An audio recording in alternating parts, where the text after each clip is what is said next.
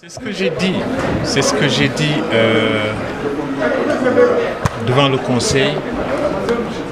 Le PUDC, c'était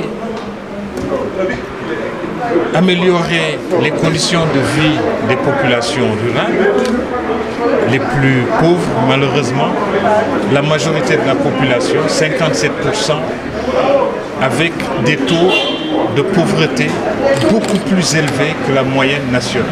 On arrive à des taux de 67% dans certaines localités. Comment aller vite? Comment être le plus efficace possible dans l'adéquation entre les objectifs visés et les résultats atteints? Comment être le plus efficient possible dans l'utilisation des ressources? Le président de la République a décidé de mettre 113 milliards sur un programme de 522 milliards immédiatement. Et aujourd'hui, dans le domaine des infrastructures routières, les pistes, le PUDC travaille déjà sur 35 sites pour un total cumulé de 675 km de pistes rurales. La moyenne annuelle depuis 1960, c'était 193 km de pistes rurales par an. Nous allons faire 3050 km de pistes rurales en 2 ans. Et dans ces 3050 km, 1850 vont être des pistes nouvelles, le reste, ça va être des réhabilitations de pistes. Nous allons électrifier avec le laser 1000 villages cette année et l'année prochaine. La moyenne annuelle depuis 1960, c'est 36 villages. Dans le cadre du PUDC seulement, nous avons 410 villages sur 2 ans. Les études sont terminées, les plans ont été validés et sur ces 410 villages, il y a 136 villages qui vont être électrifiés au soleil. Dans le domaine des forages, depuis 1960, il a été fait, jusqu'en 2012, il a été fait un peu moins de 1000 forages. Le PUDC, en 2 ans, va en faire 198, 130, 160 châteaux d'eau pour permettre aux populations d'accéder, d'avoir un accès direct à l'eau. Et c'est déjà fait dans des localités comme Tessékéré, comme Salémata, comme Saraya et d'autres localités. Et j'ai eu le bonheur d'annoncer au Conseil aujourd'hui que la Casamance maintenant a été intégrée au PUDC.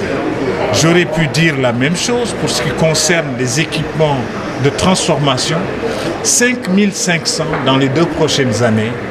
Nous avons déjà 600 motopompes à livrer, 200 ont déjà été livrés. J'aurais pu dire la même chose des moissonneuses batteuses. Nous avions 26 à livrer ce mois de janvier, 13 l'ont été, des moissonneuses batteuses à roues que j'ai réceptionnées moi-même et que j'ai remises au ministère de l'Agriculture. Il s'agit donc, à n'en pas douter, d'une réalisation, d'une efficacité époustouflante, extraordinaire, en 6 mois seulement d'activité du programme d'urgence de développement communautaire. C'est donc ce programme, son bilan, son exécution que je suis venu présenter aujourd'hui.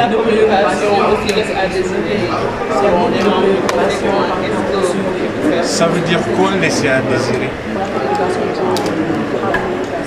Nous n'avons pas fait assez. J'ai reconnu et je reconnais que nous n'avons pas fait assez en matière de communication. Nous sommes déjà, vous savez que les tournées de visite des chantiers qui sont faits par le directeur national du projet sont couvertes, mais il reste à faire. Nous avons une page Facebook qui est fonctionnelle déjà.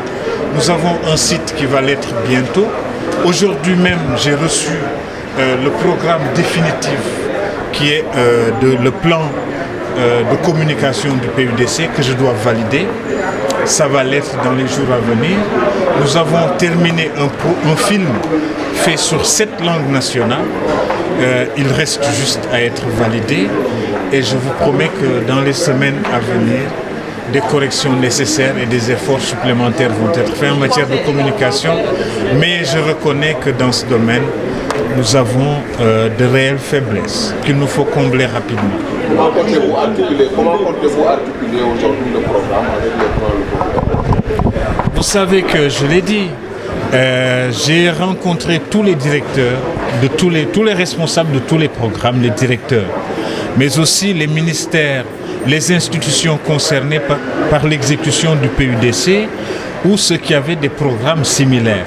Nous travaillons dans le cadre, je l'ai dit, d'un comité de pilotage que je préside et d'un comité technique dont le rôle est justement de coordonner, d'harmoniser, de valider les choix, de valider les rapports d'audit, les rapports d'exécution. Et ce travail est en train d'être fait, il doit être amélioré. Nous sommes dans un processus d'amélioration de la qualité. Et ce travail, il est permanent. Nous nous enrichissons de la contribution des élus locaux. Je travaille en étroite collaboration avec l'Association des maires du Sénégal, qui ont beaucoup travaillé dans l'élaboration de la phase 2 du PUDC. Et je travaille aussi avec les acteurs locaux, les maires, les responsables de développement local, les agents régionaux de développement, et tout ceci pour une bonne exécution du PUDC. Encore une fois, tout n'est pas parfait dans le PUDC, mais nous sommes en train d'exécuter en étant le plus efficient, le plus efficace et possible dans notre façon de faire, en essayant aussi de nous améliorer.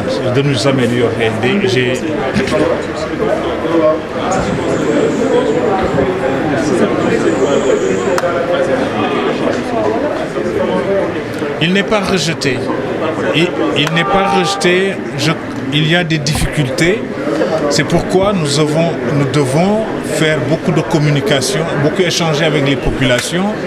Je partage ici une préoccupation. La préoccupation du président de la République, c'est que l'accès aux besoins universels en eau et en électricité, aux besoins de base, se fasse dans les conditions les plus allégées et les plus allégeables possibles pour les populations. C'est le cas pour ce qui concerne l'eau. Le président de la République a déjà donné des instructions. C'est aussi le cas pour ce qui concerne l'électricité. Inch'Allah, vous savez qu'il pleut sur notre pays une bénédiction divine, je dirais même. Nous allons être bientôt un pays producteur de pétrole, un pays producteur de gaz. Nous allons certainement améliorer nos conditions d'accès aux sources énergétiques ou en tout cas à l'exploitation de tout ce qui est source énergétique. Mais nous faisons un effort aussi dans le domaine du solaire. Ça va travailler à alléger le prix au kilowatt et le prix d'accès à l'électricité et tout ceci. S'informer en temps réel, site d'information exclusive numéro 1, www.lerl.net. Un nouveau look de lerl.net, une valeur sûre du journalisme en ligne, 12 journalistes, des reporters sur le terrain, dont des anciens éléments, des renseignements généraux pour les investigations, des enquêtes fouillées, des reportages choc et une rubrique People riche en infos, sans oublier la web TV. Lerl.net, s'informer en temps réel.